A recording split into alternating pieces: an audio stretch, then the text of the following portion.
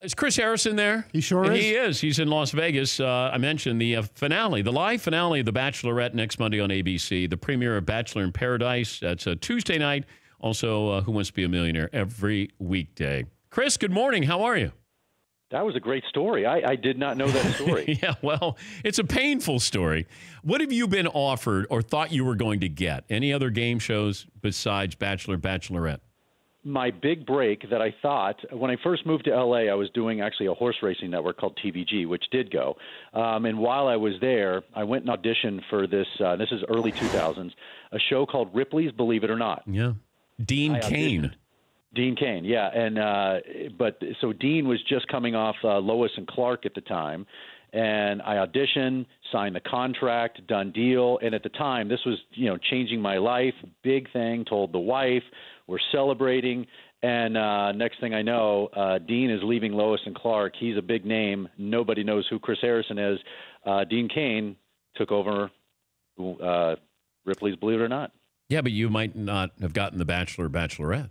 Exactly. No, look, everything happens for a reason. I remember after The Bachelor had been going for about a year, we had been on a couple of seasons, and I got a call about this really bizarre singing show that Fox was doing. But don't worry about going to the audition. It's a mess. They don't even know what it is. Who knows what it'll turn out to be? And, of course, it turns out to be American Idol. So fired that agent, by the way. But yeah, there's so many things through this business, and I'm sure you have a dozen stories too, where we often get used as pawns in a game where, say they're having trouble negotiating with Regis or negotiating with somebody, they'll bring someone like you in or me in to very publicly audition just to get the other person to, sign and quit playing hardball. And so, you get used at times. It's really bizarre, the different stories and shows that come and go and why you get them. But I'm a firm believer things are meant to be, and things have turned out okay with the Bachelor franchise. I think it's going to be all right. I was used, I think, by Good Morning America years ago when I went in to co-host for 3 days. This is when Charlie Gibson was the main host, and I guess that there were contract negotiations. So they brought him in, then put it in USA Today that I'm being considered for the permanent role. And then I think quickly Charlie Gibson, signed or re-signed and came back in. I had no interest in doing Good Morning America. I mean, if it was Good Afternoon America or Good Evening America, but not Good Morning, Chris. No, not good. Good after 18 holes of golf America. All right, the level of drama on The Bachelorette this year, how in a scale of 1 to 10? Well, it's ratcheting up. I mean, I would say it was probably like, a 3 or 4 on the Richter scale of drama. And then, it's kind of really coming to a head. Even last night with the tell-all, I wasn't expecting that level of man tears and drama in Colton, which was kind of fascinating. And obviously, maybe you guys are talking about this and the whole, atmosphere in a pro locker room and how athletes act and how they're treated. It was fascinating the way he opened up. And Jason, his tears last night. So I feel like now we're up to about a 7 or 8, and I know what's coming next week in the Maldives in the finale, and that's about a 12 of how gutting that is. But, Chris, how do you hide what you already know as the host? That is one of the difficult things about being the host of this show, and Mike Fleiss, the creator of the show, and I have always had this interesting conversation of how I walk the line of everybody knows I'm in on this, and I know, but I have to not act like I don't know, but ask the questions that the people at home will want to know. And that is an interesting way to kind of walk as a host because, typically you're asking a question that, and you're not sure what the answer is going to be. But I think it kind of helps me because I know the truth. And so when these guys or these women try to pull one on me or have a little revisionist history, I can quickly call them on it and say, no, I was there. I know what you did and said. Let's rethink this. And so I think I actually get a little bit more candid, honest answers because they can't lie to me. Who deserves to be the leader in the clubhouse as the next Bachelor? Because I'm going to put in a Grocery Joe. Well, here's the thing. Joe was a leader. Joe shot a solid 69 and was the leader early on. Colton came in and put up a 68. But then, with the man tears last night, damn, Jason shot about a 66.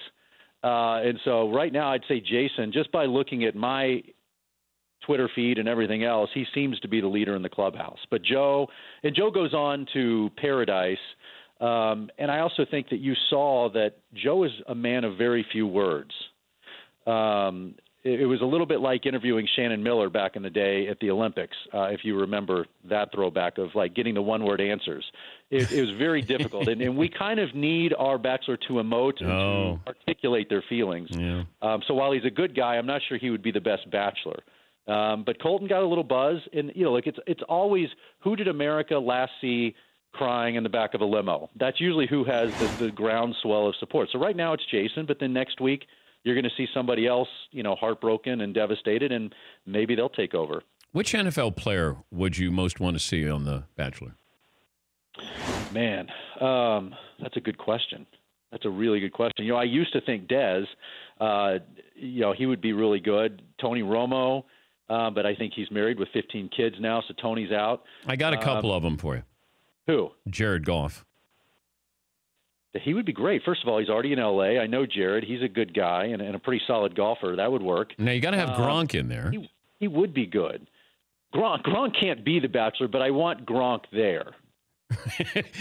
Is he an advisor to the Bachelors? Well, Gronk I want in Bachelor in Paradise. Oh, my God. Just because he will come in, blow everything up, probably be with every woman. Every woman will want to be with him. He is the life of the party. That's who you need in Paradise. What's the craziest thing you've seen or heard? Like ever on the show? Yeah. Man.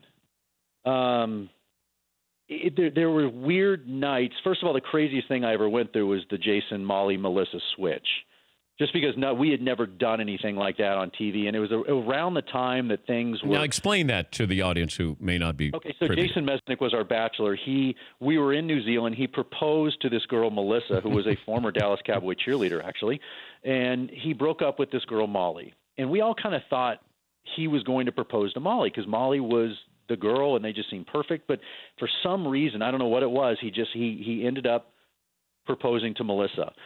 Fast forward a few months, he decides he's breaking up. He wants to call Molly and be back with her and give this a shot. And we had never been down that road before. And it was around the time that, tabloids and things like that started reporting things before we could really show it.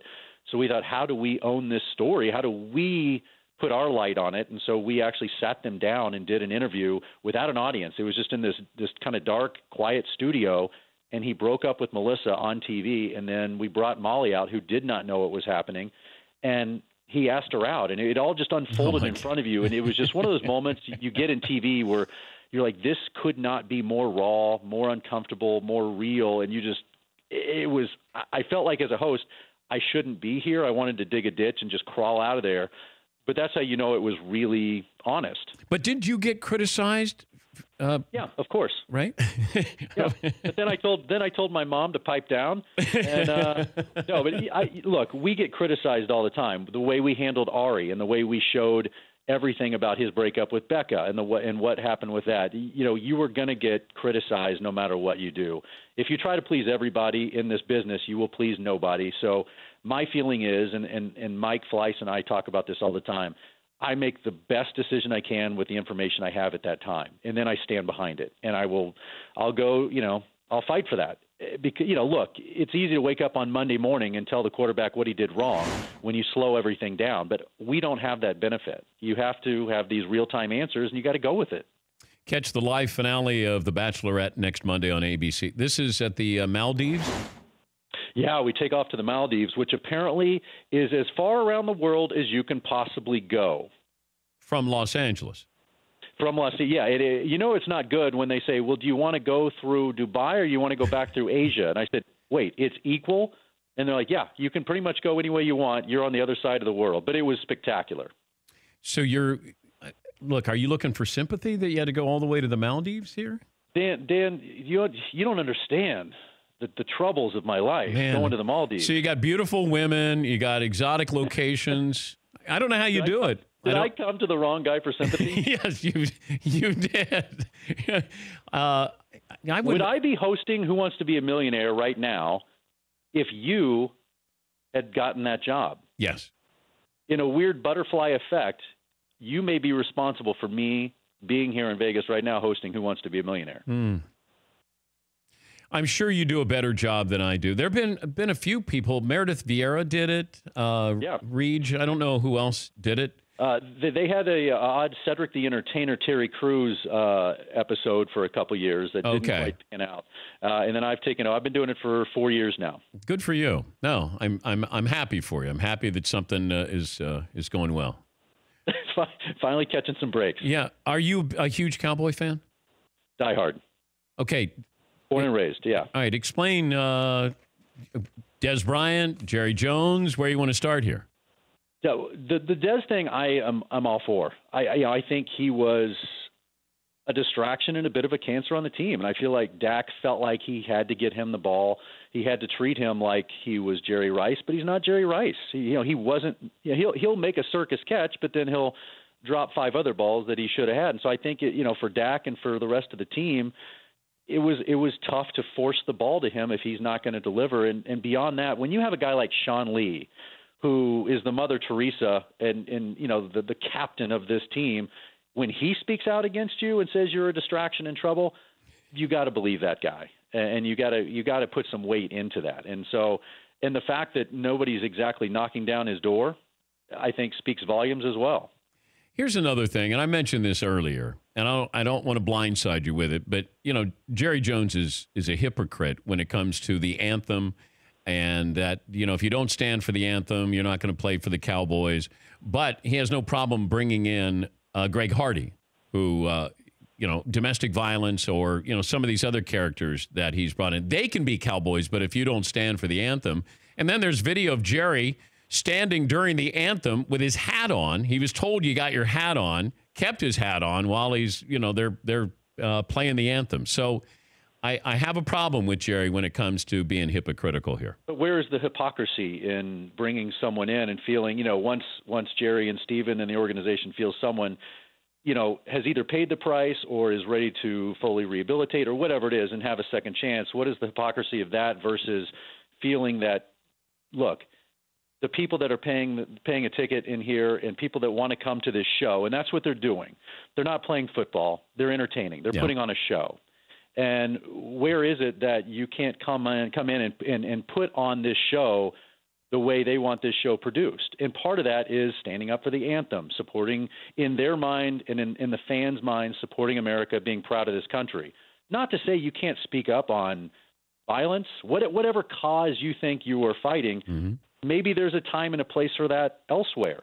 And that may be where the NFL needs to go. Give these guys an outlet to speak. Give them a chance to speak on their causes, whatever it is.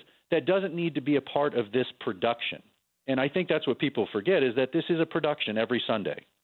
Well, the NFL made it a production, though, Chris, because the NFL gaffed this worse than the USGA screws up the U.S. Open. I mean, it is, the NFL should have nipped this in the bud, gone to the players, gone to everybody, and fixed this immediately. They let this go thinking that it was just smoke and there was no fire. Obviously, now it's burning out of control, and they're trying to, put it out now. And no, they absolutely let this thing get out of control, which is unfortunate because it doesn't need to be. It's just like the Bachelorette. It's out of control. No, but it needs to be out of control. No, it needs to be out of control, right?